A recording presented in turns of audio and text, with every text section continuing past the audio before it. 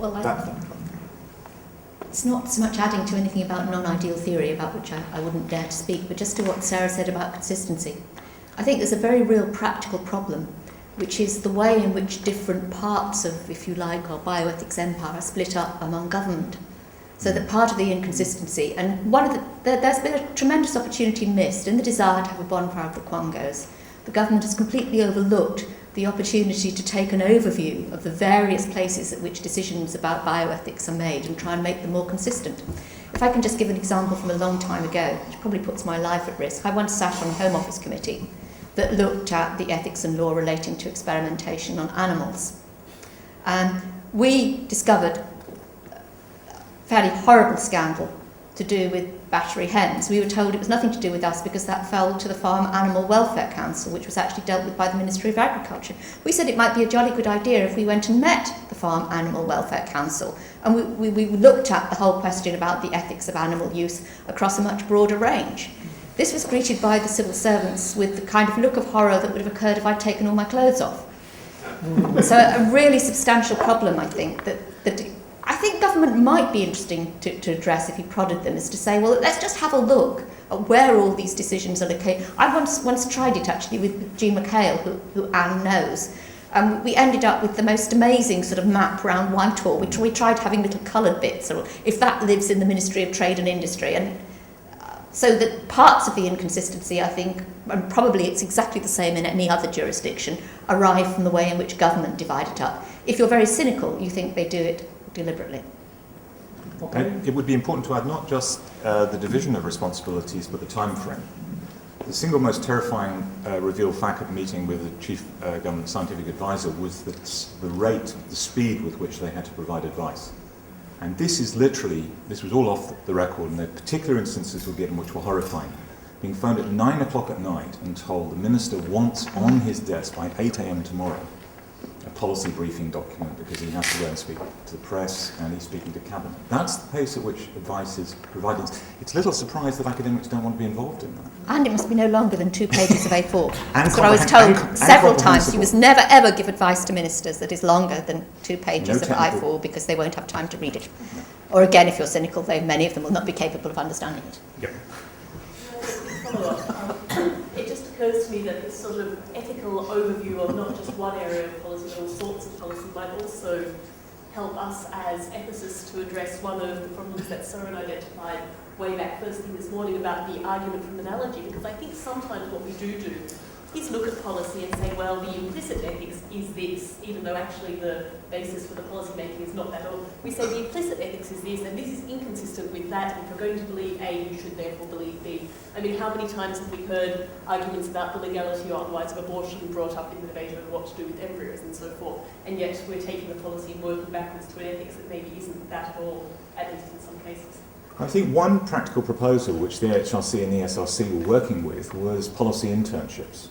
And that is to ask early to mid-career academics to go and work in an organisation, in an ARB, arm's length body, Quango, or inside one of the departments, and to reverse it to get someone to come out and work in a university on a piece of research.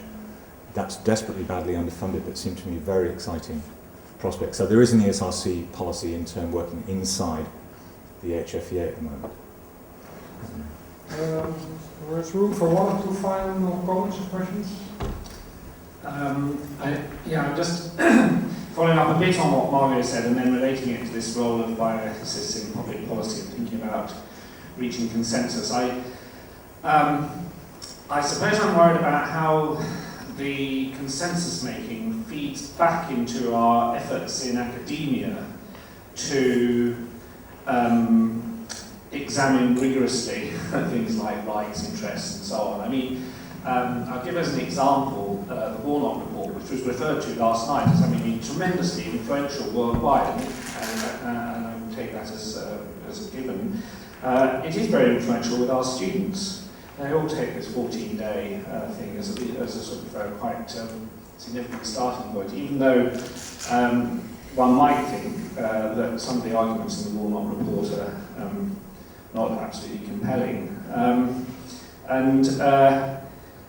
then one's faced with the situation that Soren also referred to this morning, that a lot of the literature does tend to refer in rather fragmentary ways to issues about duties, rights and so on, rather than thinking more broadly about the theoretical frameworks from which these notions come. And it seems to me, if, as Margaret says, we want, as philosophers, to maintain our input with kind of philosophical rigour,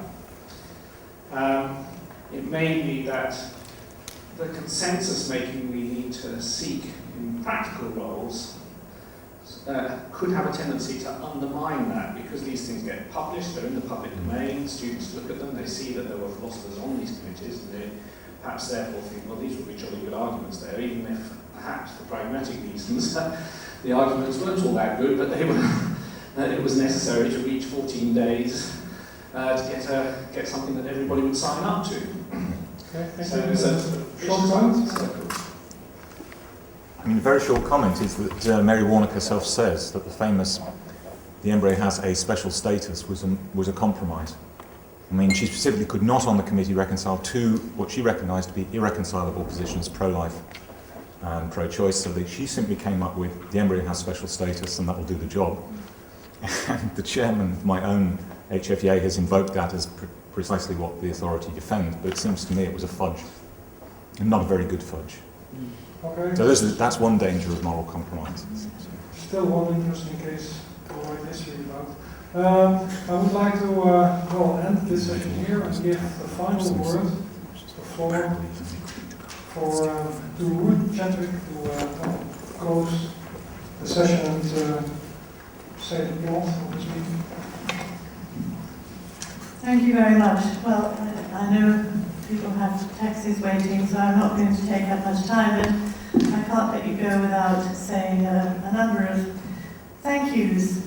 First of all, to our speakers, and I've been blown away by the variety and richness of the presentations we've had. It's been tremendously high quality, and I'd like to thank you all very much for the contributions you've made. And I'd also like to thank the chairs who've done an excellent job in keeping it all to time and leading the discussion.